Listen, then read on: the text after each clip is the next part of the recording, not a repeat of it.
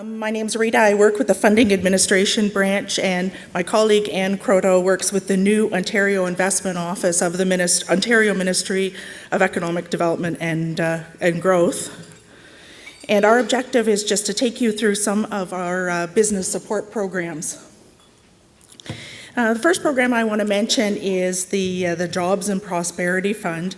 In 2015, the Ontario government announced a $2.7 billion program over 10 years to support strategic investments by businesses in Ontario, leading to job creation. Now, that program supports companies that are making investments of a minimum of $10 million in the automotive industry, in life sciences, in food processing, and now more recently in the forestry sector. And that program has, over the past couple of years, made significant investments in strategic sectors and projects across the province, leveraging 10 times that in, our funding has leveraged 10 times that in company and private sector investments. Now, because not all companies can make $10 million investments, we launched through many of your efforts, the Eastern Ontario Development Fund in 2008. Now, Gord mentioned that the federal Eastern Ontario Development Program was launched in 2006. So 2 years later, we needed Steve's marketing help. We weren't very creative, but came up with the Eastern Ontario Development Fund. And I know that's created some confusion for companies and stakeholders across Eastern Ontario, but it's really been a good thing because it's really encouraged us and made us collaborate with our federal counterparts. And so if companies are calling me thinking that they're going to get the Eastern Ontario Development Program, I say, hey, you know what, call Tom or Heather, but keep working with us and perhaps we can collaborate and support your business expansion. Following the Eastern Ontario Development Fund and the success of that program, the Southwestern Ontario Development Fund was launched in 2012. So those are two other programs that our ministry offers. We want to spend a little bit more time, of course, on the Eastern Ontario Development Fund because it's more appropriate for our group here. And it was established to support private sector investment and to support job creation in Eastern Ontario. The business stream component of that supports growing companies with grants, growing companies that are investing in innovation and investing in new technologies, manufacturing new products, pursuing new markets, ultimately leading to job creation because that's the objective of the Eastern Ontario Development Fund. The companies that we target in our program are existing companies that are in some targeted sectors with some operating history and a minimum of 10 employees and a minimum project investment of $500,000 as opposed to the provincial strategic program that requires a $10 million investment minimum. And as I mentioned, our objective is job creation in Eastern Ontario, so we're supporting companies that can commit to creating new jobs across Eastern Ontario. More recently, we introduced a small community part of that, of the EODF that will support smaller companies in smaller communities. So those companies only need to have a minimum of 5 employees and their minimum investment is $200,000 over 4 years.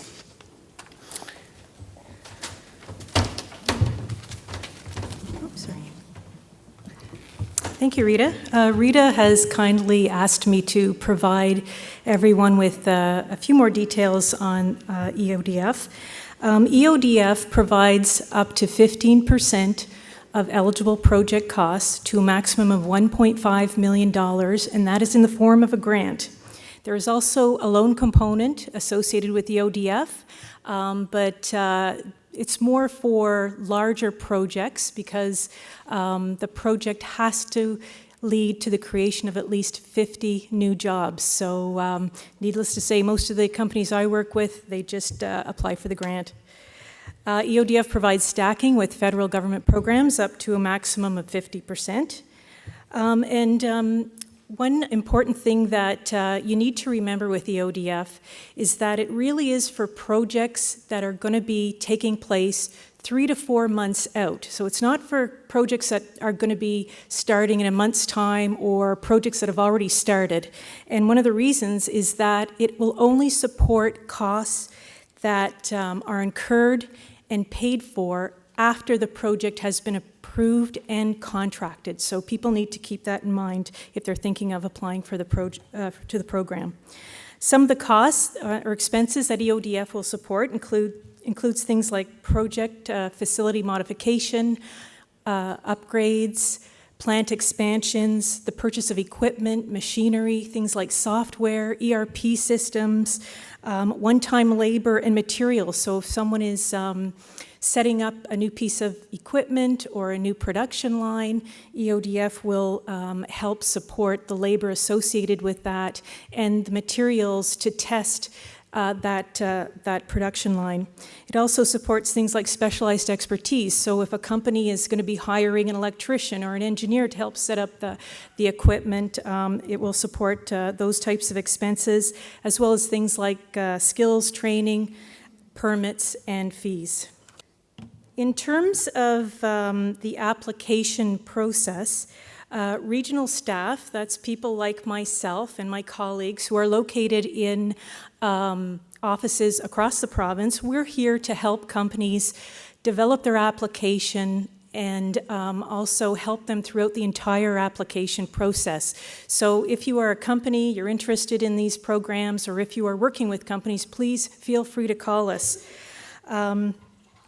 We also work very closely with Rita and her colleagues to help ensure that that application process runs as smoothly as possible. EODF is a continuous intake program. There is no deadline by which companies have to submit their application. And it is a two-stage process.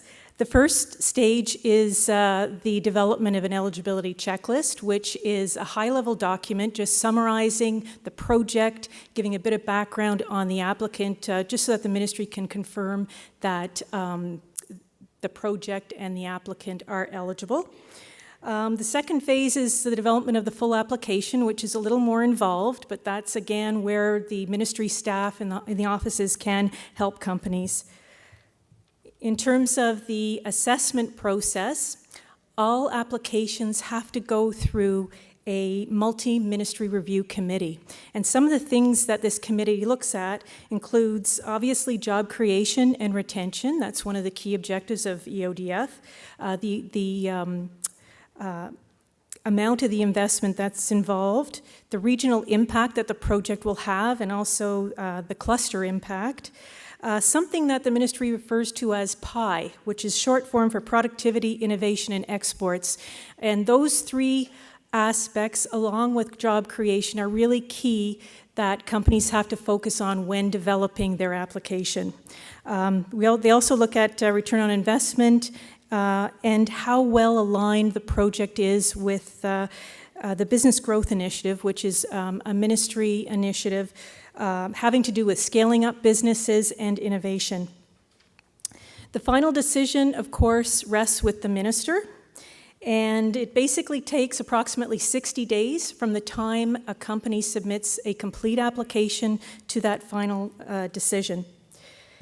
And if approved, disbursements are based on the achievement of milestones, and they follow investment and job creation. And just one thing to note, that if those targets, the job creation targets and the investment targets, are not met, the ministry will actually claw back some of that grant. So I'll turn it back over to Rita. Thank you. I have the pleasure of working across all of the region and projects across Ontario, and your team, or your region, is very fortunate to have people like Croteau to support the companies who are putting together applications and considering Eastern Ontario Development Fund, as well as people like Ann Weir and the economic development officers.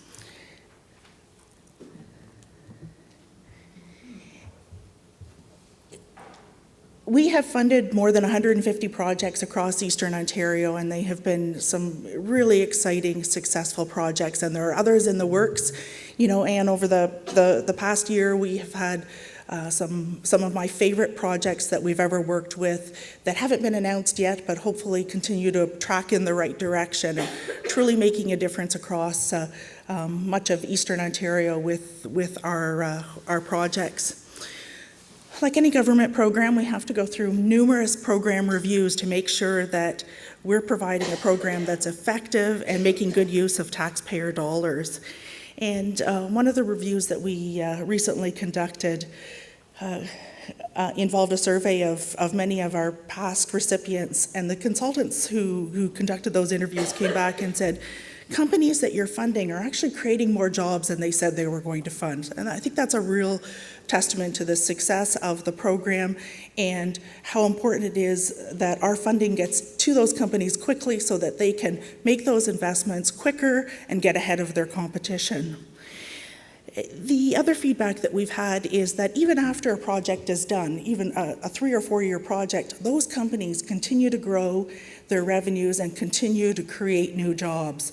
So very positive feedback on the success of EODF over the years.